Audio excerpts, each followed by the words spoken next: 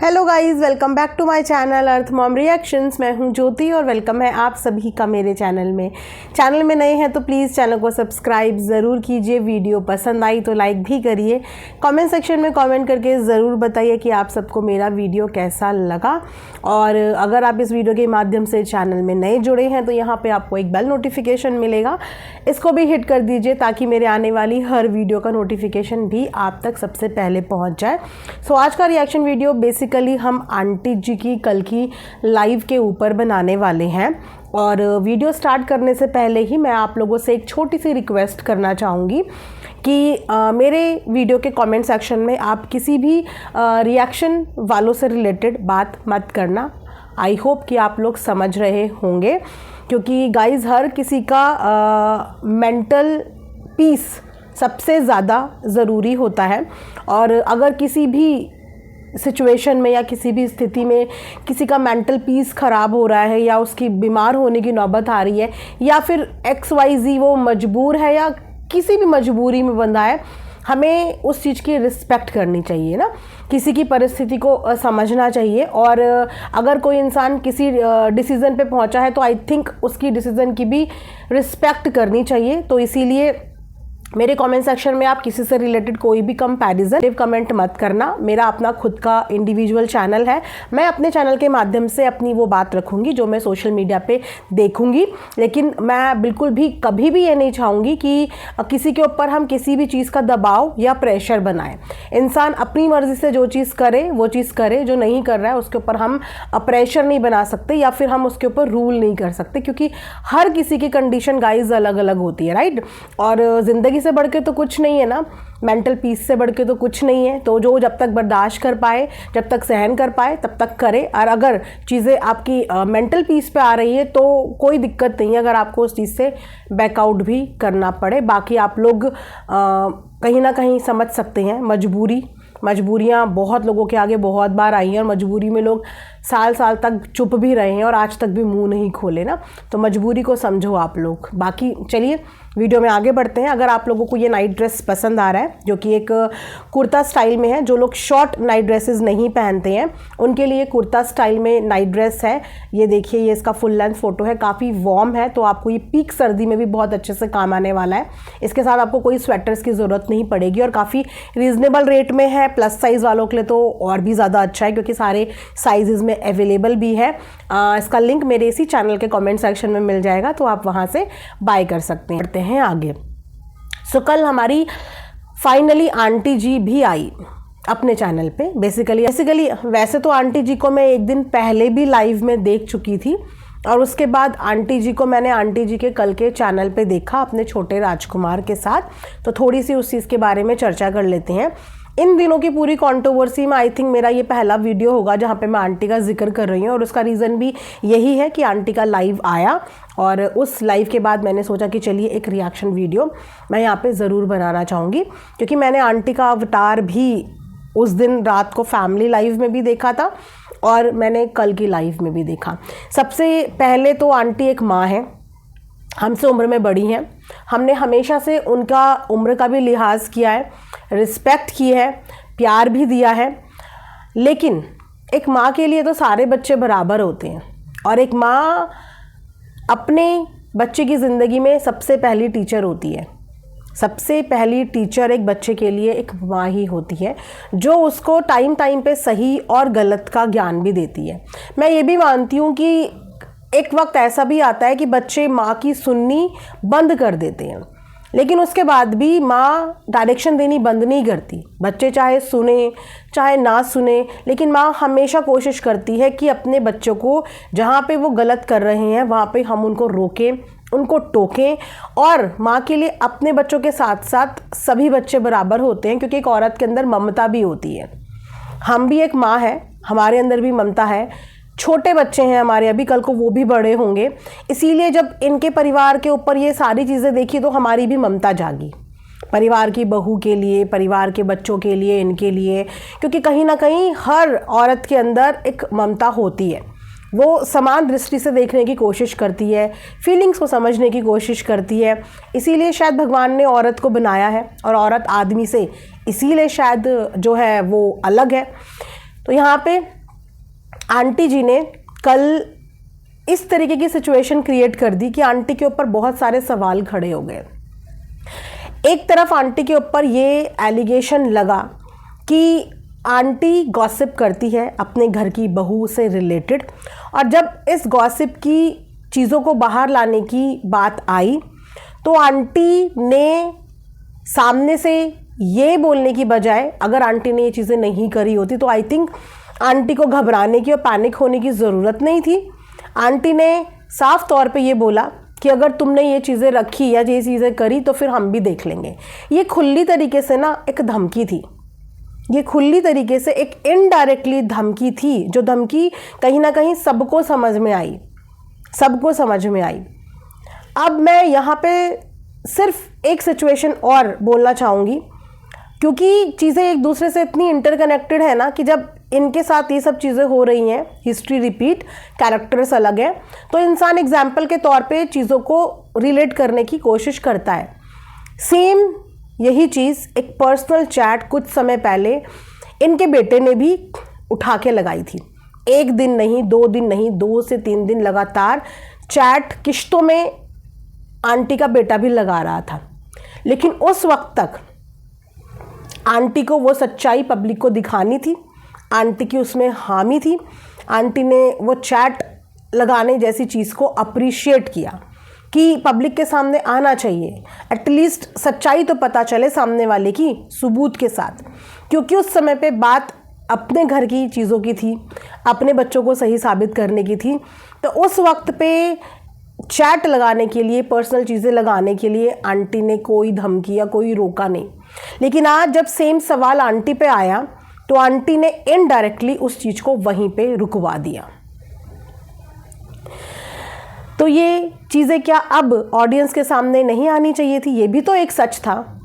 जैसे कि वो एक सच था, वो ऑडियंस को दिखना ज़रूरी था कि उस वक्त पे क्या चल रहा था।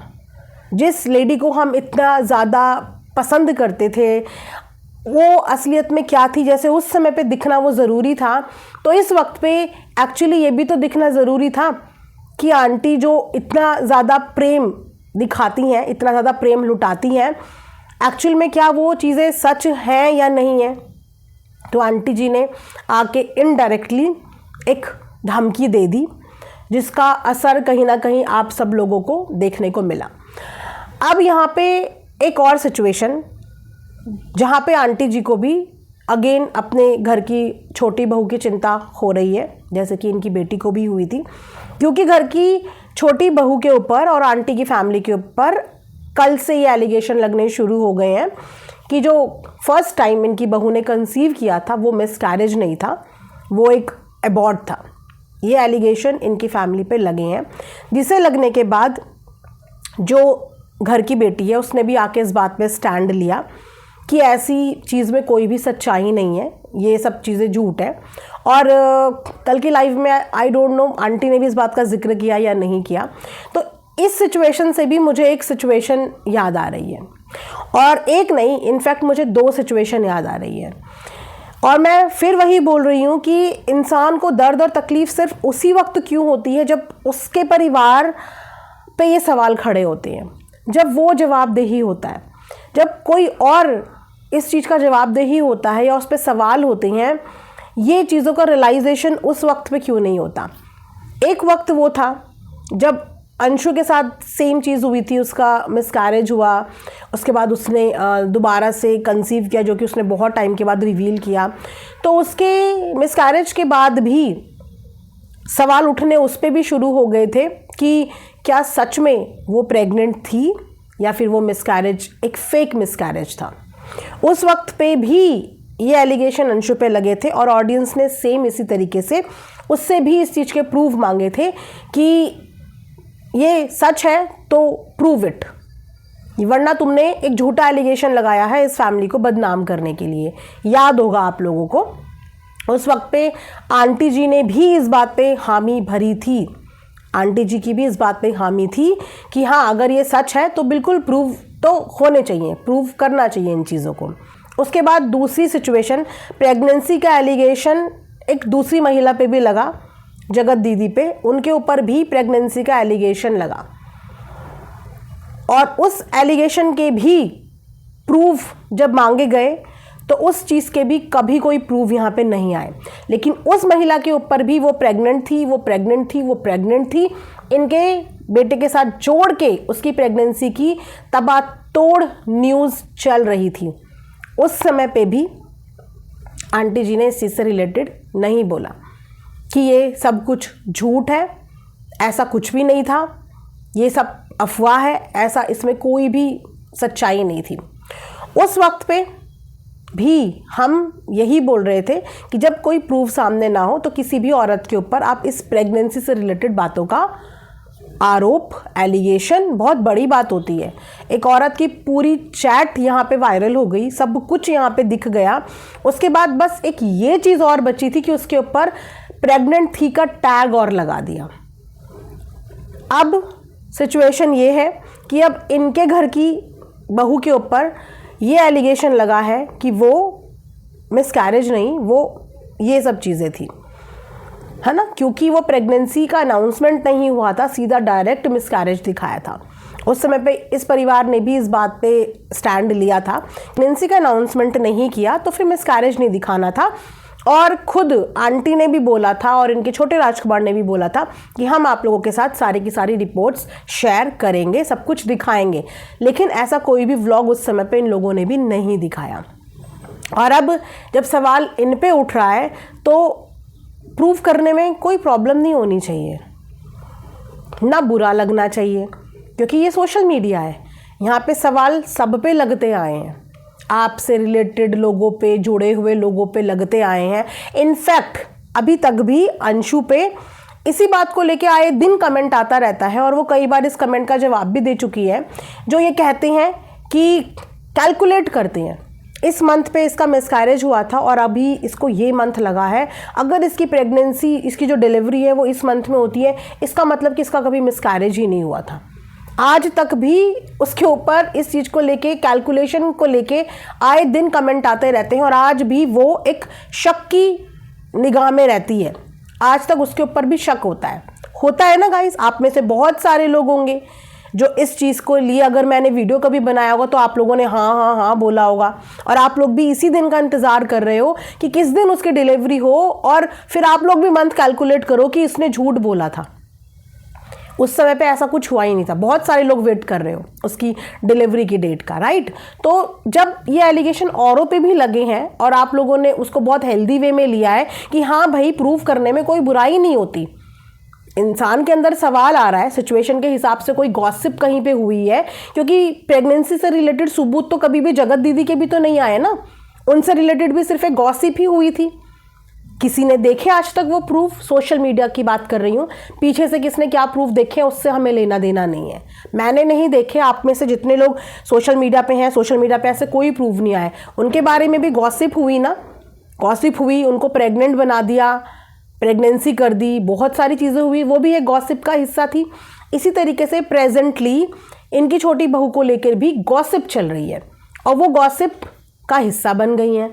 तो अब अगर उस गॉसिप के लिए इन पे संदेह किया जा रहा है तो उस संदेह को दूर करने में कोई भी बुराई नहीं होती, लड़ना ही हमेशा सल्यूशन नहीं होता। अगर आप सच्चे हो और ऐसा कुछ नहीं है तो आप किसी की भी ज़ुबान 2 मिनट में प्रूफ्स दिखा के बंद कर सकते हो, बिल्कुल बंद कर सकते हो। लेकिन दर्द हर किसी का एक जैसा होता है। जो दर्द अभी तक भी अंशु इस बात का ले रही होगी कि उसके ऊपर रोज़ शक किया जाता है, रोज़ दिन गिने जाते हैं, इस बात का दर्द जगत दीदी को भी हो रहा होगा कि बाकी चीज़ें तो चलो ठीक है, जो लीक हुई सो हुई, लेकिन प्रेगनेंसी का टैग लेके उसके साथ भी एक ठप्पा लगा दिया है।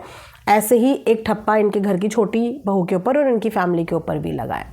हालांकि जब तक कोई भी चीज़ें सोशल मीडिया पे विद प्रूफ नहीं आती, मैं किसी भी गॉसिप का भरोसा नहीं करती। तो अगर इन चीज़ों में सच्चाई नहीं है तो आप 2 मिनट में प्रूफ्स के साथ इन चीज़ों को ख़त्म कर सकते हैं, राइट। देखिए गाइस, मतलब सेम टाइम सेम वक्त, बस कैरेक्टर्स अलग हो गए। इसी नवंबर दिसंबर के टाइम पे लास्ट ईयर किसी और की चैट सामने आई और ऑडियंस की आंखों से पर्दा हटा। सेम मंथ में सेम टाइम पे इधर आंटी की भी आने वाली थी, लेकिन समझदारी ये हो गई कि उनके बेटे को उस वक्त वो लेडी रोक नहीं पाई, पर आंटी की लाइव ने, आंटी की वीडियो ने चीज़ें रोक दी, वरना शायद हमें एक और सच देखने को मिल जाता और शायद हमें एक और सच्चाई पता चल जाती, जो सच्चाई एक्चुअली मुझे लगता है कि सब देखते तो शायद कुछ और सच या कुछ और पन्ने खुल जाते। अब ये आंटी का गुड लक है ये आंटी का गुड लक है कि चीज़ें नहीं आई, और वो उस समय पे उसका बैड लक था कि उसकी चीज़ें आनी थी और उसकी चीज़ें आती गई और आती गई, क्योंकि उस समय पे शायद कोई समझाने वाला नहीं था आंटी के बेटे को, कोई बीच के समझदार लोग नहीं थे जो उसको भी समझा पाते कि ऐसा मत कर, रुक जा। लेकिन आंटी इस समय पे इतनी लकी है कि आंटी की चीज़ों को समझाने के लिए यहाँ पे समझदार लोग अवेलेबल हैं, जिन्होंने इस चीज़ को संभाल लिया और समझा दिया, जिससे आंटी की प्रिवेसी नहीं ब्रीच हुई, आंटी की चैट सामने नहीं आ पाई। तो इसे भाग्य ही समझो कि हमारी आंटी किस्मत वाली रही है। तो चलिए इसी के साथ ये वाला वीडियो हम यहाँ पे एंड करते हैं।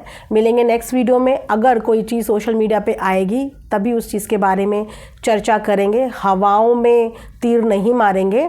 सबूतों के देखने के बाद ही किसी चीज़ पे भी हम निष्कर्ष तक पहुंच सकते हैं, वरना यहाँ पे बातें तो बहुत सारी होती हैं, लेकिन उन बातों की सच्चाई क्या है ये तब पता चलती है और ये तब पुख्ता होती है जब हम चीज़ों को आंखों से देख लें।